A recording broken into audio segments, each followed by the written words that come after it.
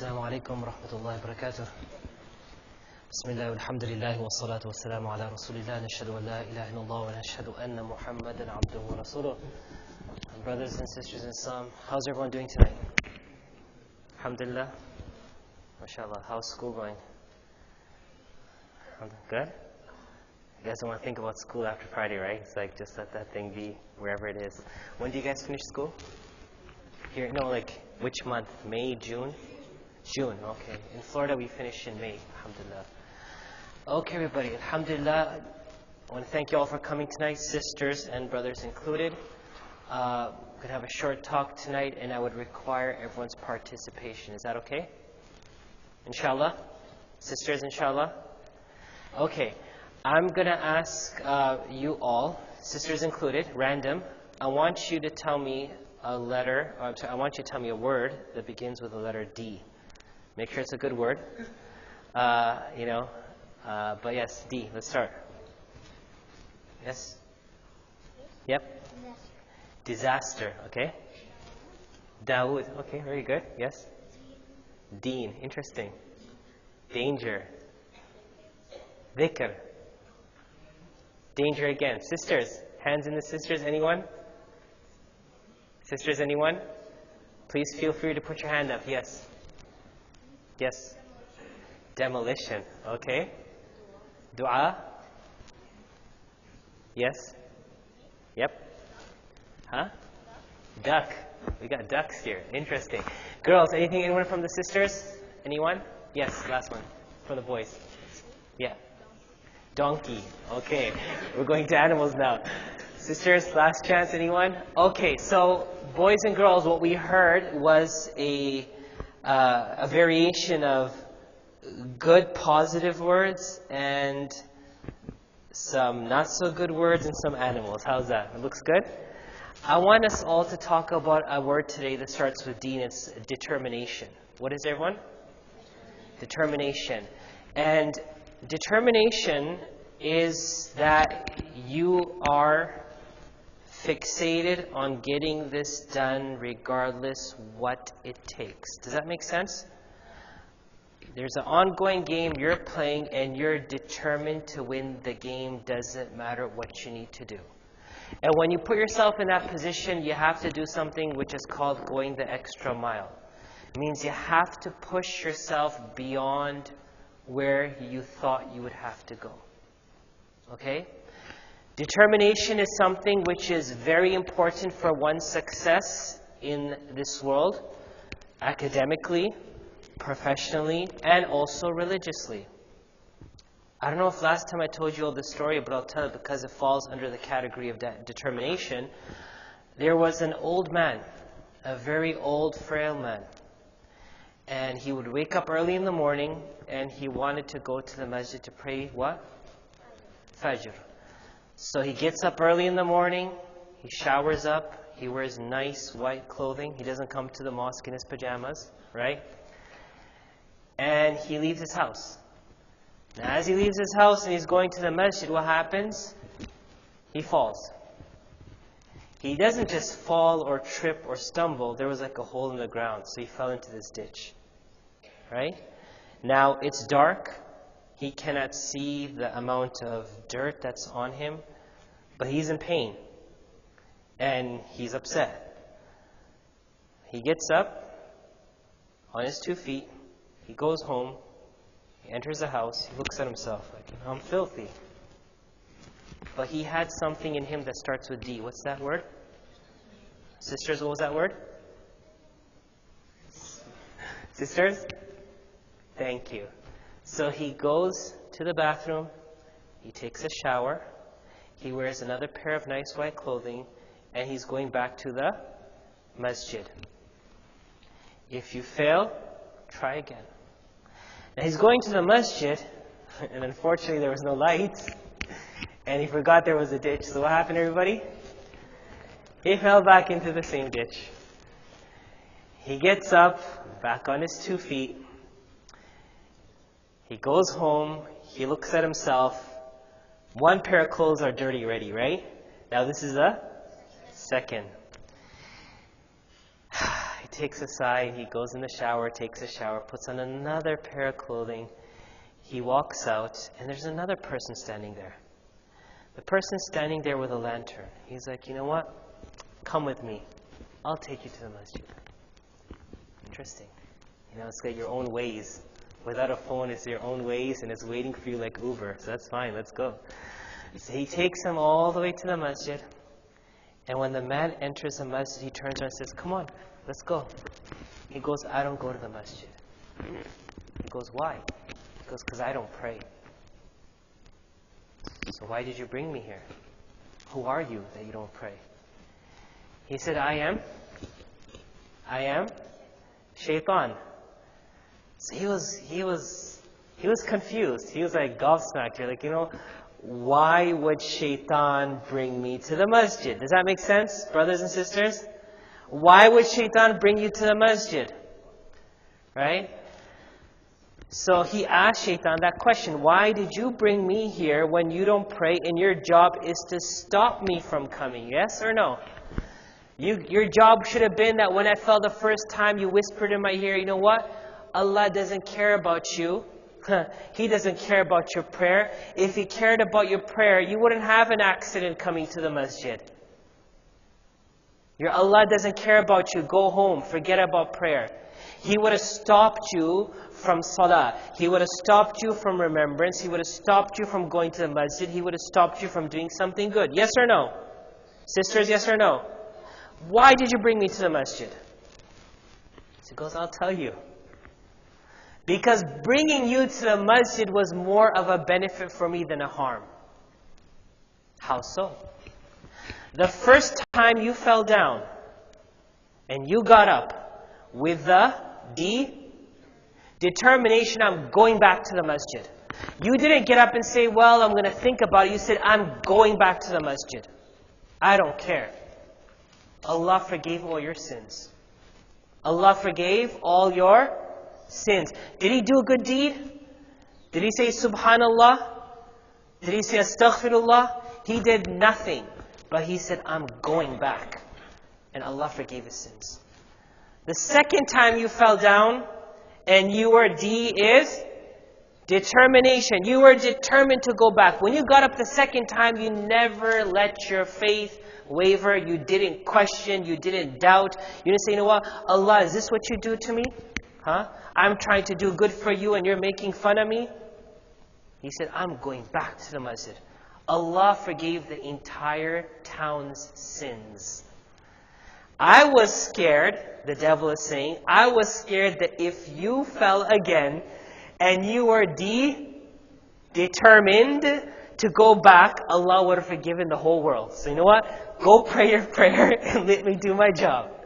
So what is the devil scared of? Determination. What is your opponent scared of? Determination. What are those people who are competing with you in the world scared of? Your determination. Does that make sense? The one thing that we need as a Muslim is determination. But determination on what? Determination on praying every day? The way we make prayer sound nowadays, like being a prayer means you're a perfect Muslim. A prayer is just a pillar of your faith. What you build on that pillar is what defines you. If this masjid was non-existent and we were sitting right now on a cement floor with 4 pillars in the corner and we're like, what a beautiful masjid. You guys would say, this guy is crazy. There's nothing here. There's concrete floor and there is pillars. It's supposed to be built. Your salah, your siyam, your zakat, your iman, your hajj are pillars. Build on it. So determination isn't just doing what you're supposed to be doing. Determination is going the extra mile and making this conviction in yourself, I'm not going to give up. There's this picture that I saw on Facebook quite a while ago. There was a man who was digging under the ground. He was digging a mine. And he kept on digging, but what did he keep on getting? He was getting nothing, but he was determined. Yes, he had determination, but he was looking for another thing that starts with D. Sisters, what starts with D that's in the ground? Sisters? Diamonds. So he's looking for diamonds. And, well, he has to go through dirt to get to diamonds. So he's chipping away on this thing, and every time what comes out? Dirt. What comes out? Dirt. So he's like, okay, tomorrow maybe. Maybe the next day. Maybe the next day. Maybe the next day. And guess what? Every day there is dirt. So there came a day when he was here, and he said, you know what? I'm done. It's a waste of time. It's a waste of energy. I don't have time for this. And he went home. One day a man was walking by, he saw this tunnel, which led into the ground, which was into this, there was this thing being built. So he started digging, and just by going 8 inches, what did he get? Diamonds. If this guy was determined to go just a few more steps, he could have found what was worth all his time. Sometimes in Islam, we feel I'm doing it, it's not giving me any benefit. Why am I doing it for? But maybe you were on the finish line and you walked home.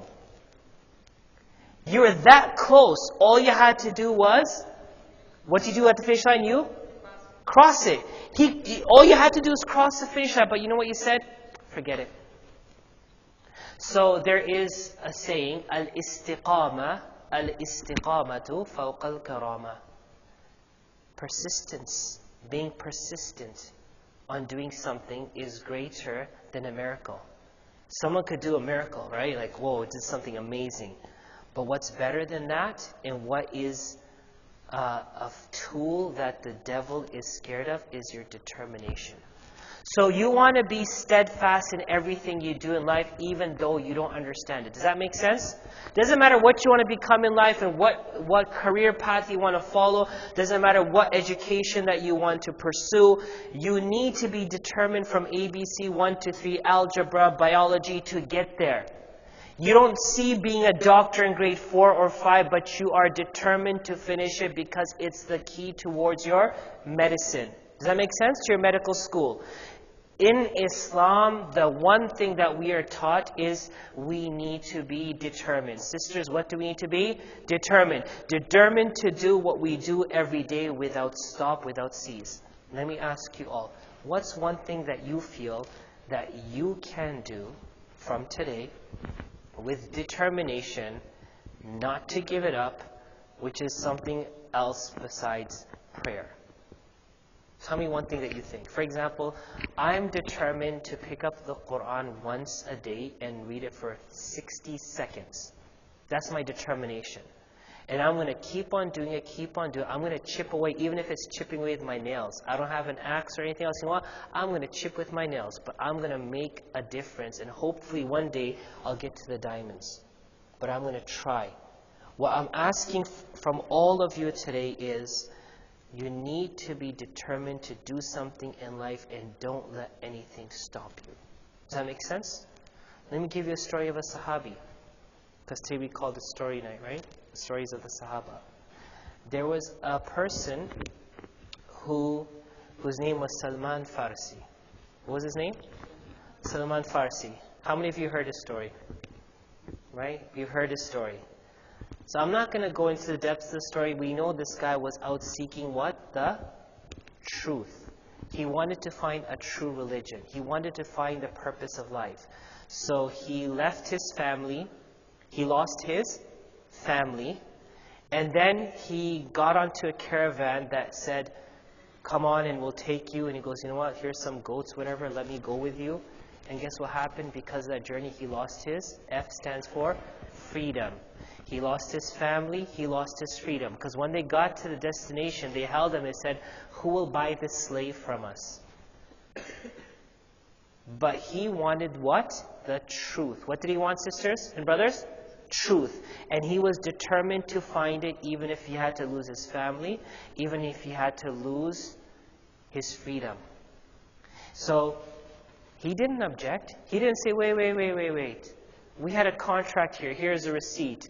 I was a free man and I purchased a ride here. No, fine, I'll become a slave. Why? Because someone told him a prophet will come and gave him 3 signs of a prophet. And he said, if I'm determined to find him, Allah's going to make me find him. Does that make sense?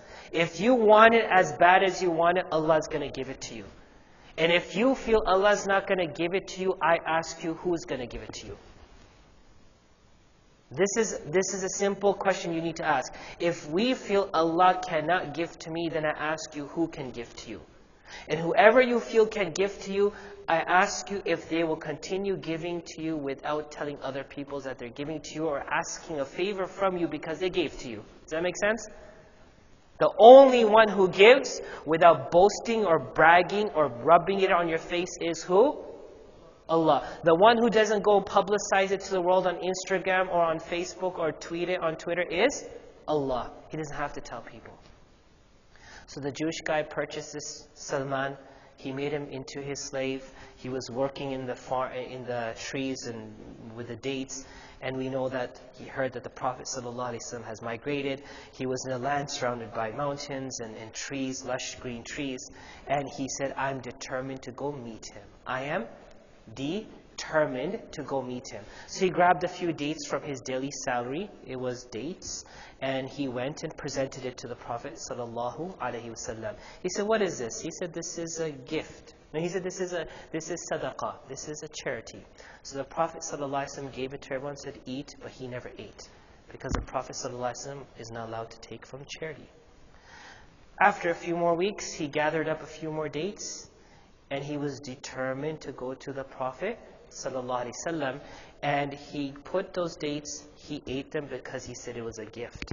So the signs are now matching up, which he was told. A prophet will come, he will migrate to a land. He will not take charity, but he'll take a gift. And he's got a seal of prophethood on his shoulder. Now, 2 signs are done, right? Sisters, everyone's with me? 2 signs complete. The third one, you can't come up to a person and say, hey, come here, let me pull your shirt down and see what's on your shoulder. You can't do that. The person's going to slap you. One backhand, boom, right? So he was walking around the Prophet ﷺ, and Jibreel ﷺ came and told him he wants to see the seal of prophethood. So he put the cloth down and he said, Ashhadu an la ilaha illallah wa ashhadu annaka Rasulullah. And he started crying. So what happened? He said, I'm a slave. This is what I went through in life. I went through all this just to find the truth. But this is not the finish line. This is the qualification round taking you to the final race. Now what you have to do, you have to prove your Islam. If you wanted the truth, you got the truth, live the truth. So we know how the Prophet ﷺ freed him, right? Everyone knows that story? He planted the trees. The Jewish man said, I want gold. Gold the size of an ostrich egg. The Prophet ﷺ brought him that gold. He goes, that's half of my condition. The other condition, I want 100 trees on this land. And until those trees don't grow and give fruit, this man is my slave. The Prophet Muhammad, everyone say, Sallallahu Alaihi Wasallam, came and planted those trees. He made dua, the trees grew, and Salman was free. So, because of determination, he lost his family and he lost his freedom. But now he's gotten his freedom back, and now he has a new family. One thing Salman radiallahu anh did for Islam was at the Battle of the Trench. A trench was the idea of who? Salman. Because this was something that the Persians did, and the Arabs said, this is makidu ghayru Arab. This is something that the Arabs don't do. So that being said, taking ourselves back to the old man, to Salman Farsi, we all see that we need to be determined. So I ask you, what's one thing that you want to be determined about? Brother here in the yellow, tell me one thing that you want to be determined to do from this day onwards till you die non-stop. It doesn't have to be big. Be determined to put my full effort into Do it. Islam itself, or helping people around. Do your all. That's good. Sisters, anyone? Could someone tell me, what can you say, I want to be determined to do this? Kids who were determined at the age of 5 went on to the Olympics because that was their dream. Anyone who does something in life, they're determined. Tell me something you're determined to do. Brother here, Hafsa, Qarisa. MashaAllah.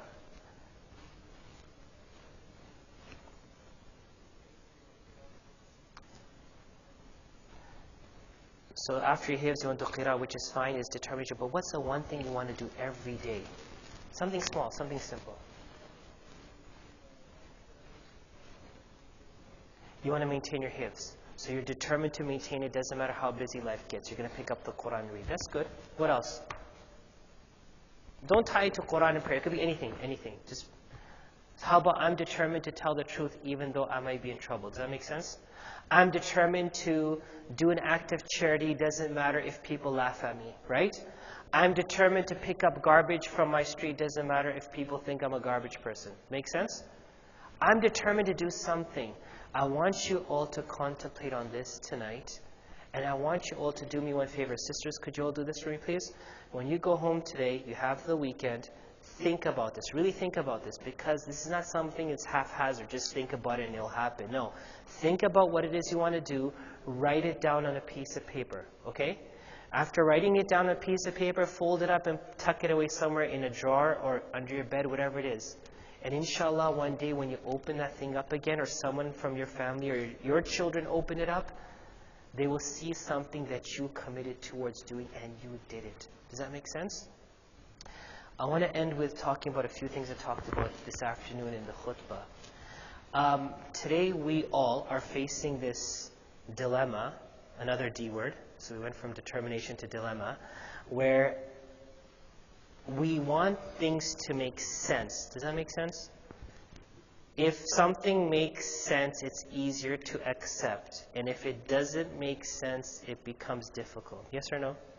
What's something easy to accept? Sister in the corner, the last one. What's something easy to accept?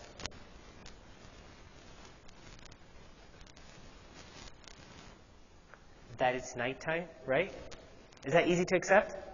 So if I told you it's nighttime, is there any debate that needs to happen because of that? No?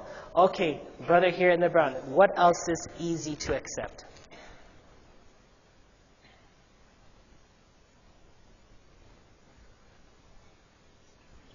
The light is on? Sorry? You're sitting here right now. So if he says, I'm sitting here in front of you, that's not something you have to debate. But if I say to you, for example, something which doesn't make sense. There are angels sitting right next to you right now. Do you see angels? Do you feel them bumping into you? Just move your hand. Are you hitting them? I can't feel. Where are they? Right? But there's angels. But you don't see them. You don't feel them. You don't sense them. It doesn't make sense. Today we are in a world where you're being taught, directly or indirectly, that in order for you to accept and embrace something, it has to be logical. It has to be?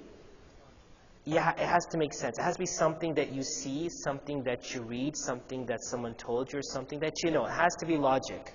And if it's not logic, it's not real. So Allah, we don't see Him. So is Allah real or not? Question. Quran came down, right? That's what we've been taught. But did you see the Quran coming down? Did you see Jibreel alayhi salam bring it down? So, how could you believe it's a book that's divine? Did you see the Prophet Muhammad sallallahu alaihi wasallam? Anyone? Anyone? So, how do you know he was alive? How do you know that he was a prophet? Today, you're being told in your schools, what you're being taught in your societies, directly or indirectly, is it has to make sense. But there's things that don't make sense, and that's called faith. Faith doesn't make sense. Prayer doesn't make sense.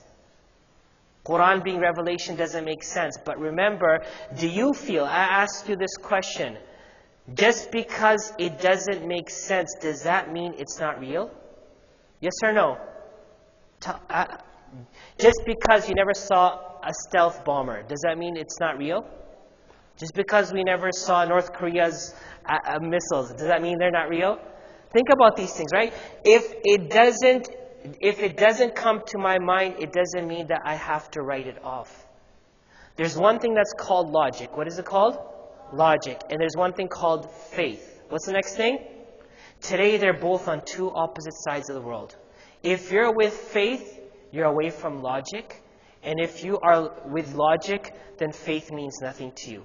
In Islam, what do we accept? Faith or logic?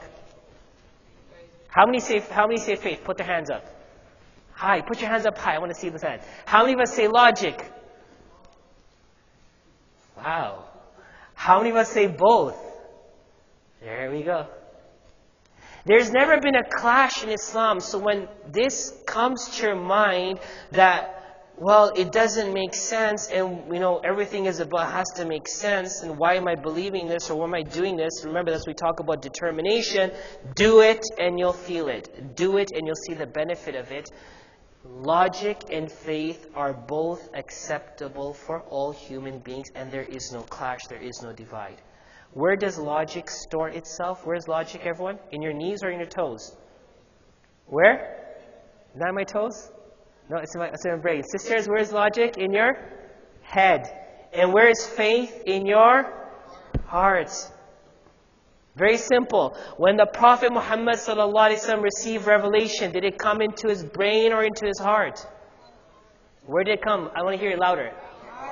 Heart. There's a reason. It's okay. Don't worry. There's a reason why our Prophet Muhammad ﷺ was unlettered. He wasn't illiterate. He was unlettered. He wasn't educated academically because the heart was enriched with faith that inspired his brain to say the words and the actions that he did. Make sense? Your brain cannot affect your heart because if it's going this way, it's disaster.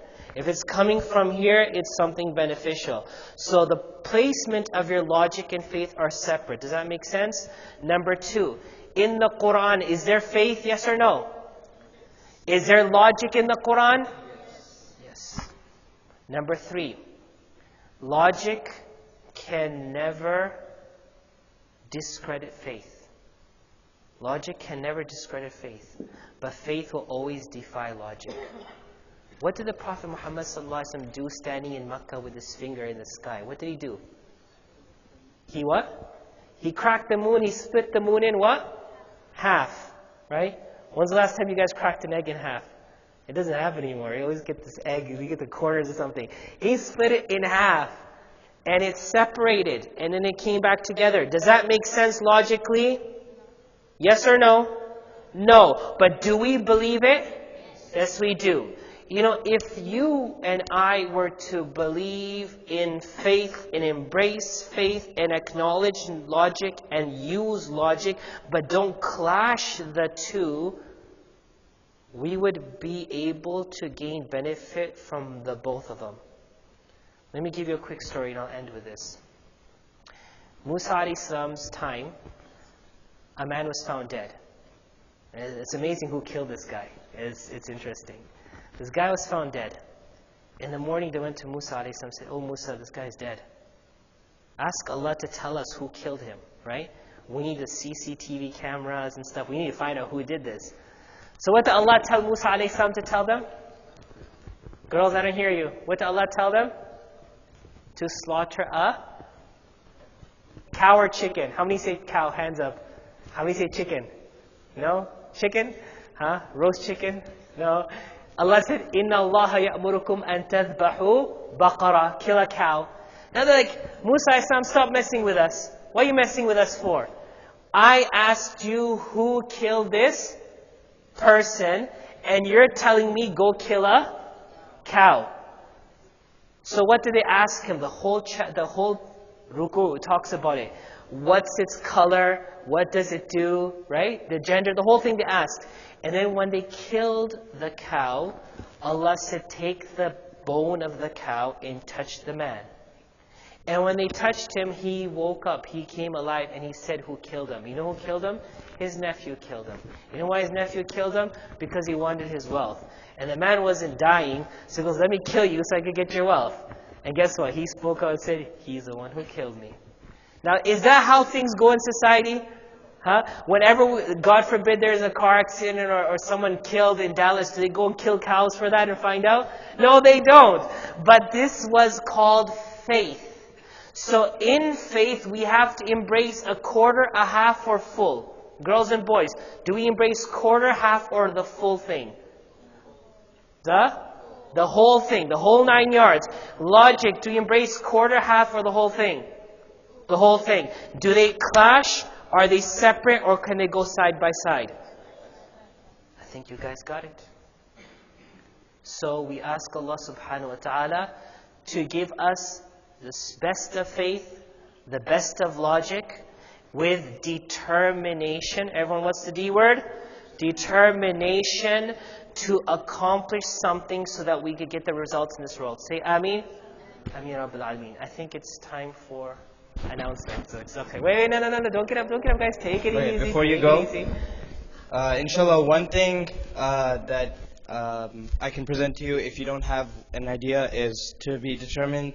Every Thursday night, inshallah, until Ramadan, and then after Ramadan, we have our Dose of Deen halakas. Thursday night, 7 to 8 p.m. with Sheikh Umair. For the next 3 weeks, Sheikh Umair is going to be talking to us about how to prepare for Ramadan. So inshallah, we should try and be determined to come to that as well. There's food in the kitchen. Now by the kitchen, there's a bulletin board. And that has all the flyers for all the events that the youth group does here. So if you're interested in seeing all the other events that we do here, you can go and look on the bulletin board, and please quietly go to the kitchen for food. Jazakumullah khairan.